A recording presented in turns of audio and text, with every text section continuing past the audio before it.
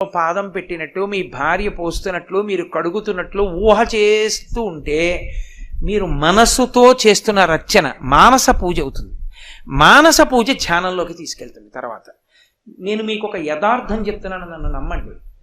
మీరు అలా చేయడం మొదలు పెట్టాలి తప్ప నేను ఇవాళ దక్షిణామూర్తి పాదం మీద చెయ్యి పెట్టి మీకు నిజం చెప్తున్నాను, మీరు కడిగిన నీళ్లు కైలాసంలో పరమశివుడి పాదం తడుపుతాయి.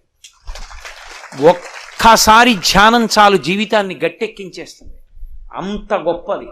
ఆ స్తోత్రాన్ని మౌనంగా చక్కగా మీరు లోపల చదువుకోవడం మొదలుపెట్టారనుకోండి, 15 నిమిషాలు భగవంతుడి ముందు కూర్చోవడం అలవాటు చేస్తే మీకు నేను ఒక పరమ సత్యం చెప్తున్నా. ఒకసారి ధ్యానం అందులో ఉన్నటువంటి శాంతి రుచి మనసు పట్టేస్తే మీకు తెలియకుండానే మీరు రైల్లో వెడుతూ ఉండండి, మీరు ఎక్కడన్నా కూర్చోండి, మీకు తెలియ